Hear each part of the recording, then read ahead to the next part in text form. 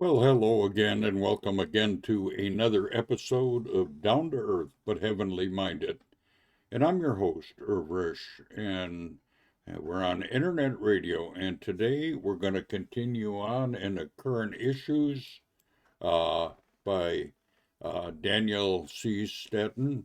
And the title of our show today is The Mark of a Spiritual Mature Assembly.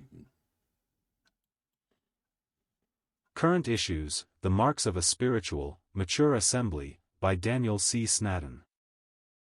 There are certain features that will be seen in a mature assembly. 1. A vigorous gospel testimony.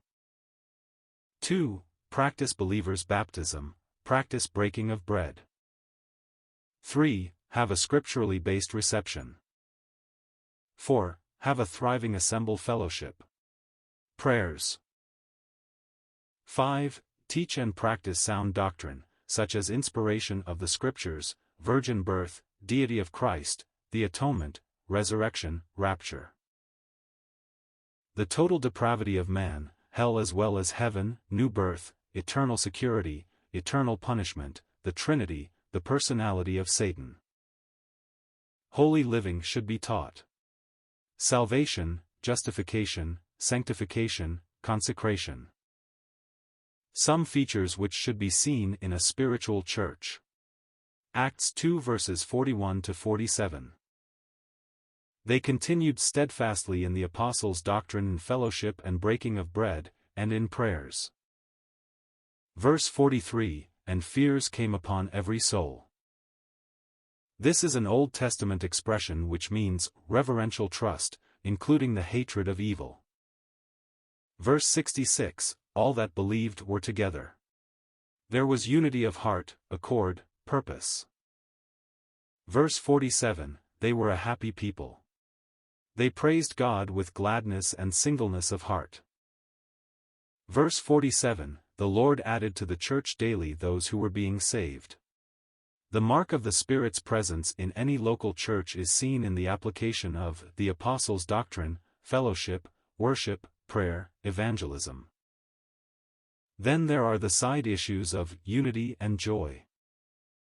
A Spirit-filled church is a biblical church, a caring church, a worshiping church, and a missionary church.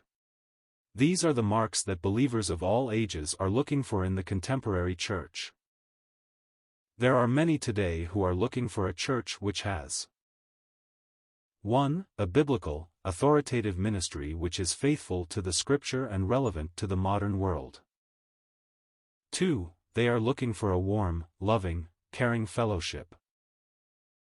3. They are looking for a church which engages in a worship which expresses the reality of the living God and joyfully celebrates His mighty works through Christ. 4. They are looking for a church that has an outreach into the community that is bold, continuous and compassionate. When the biblical and spiritual characteristics are absent, people are absent too. But when these are present, the people are present, because the Holy Spirit Himself is there.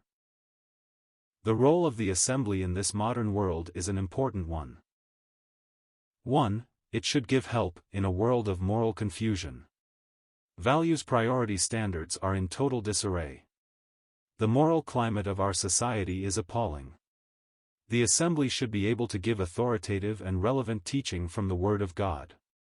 Guidelines and answers to life's questions should be provided. 2. It should also give help in a world of lonely, hurting people and to broken families split and torn asunder by this new morality. The assembly should provide a loving atmosphere.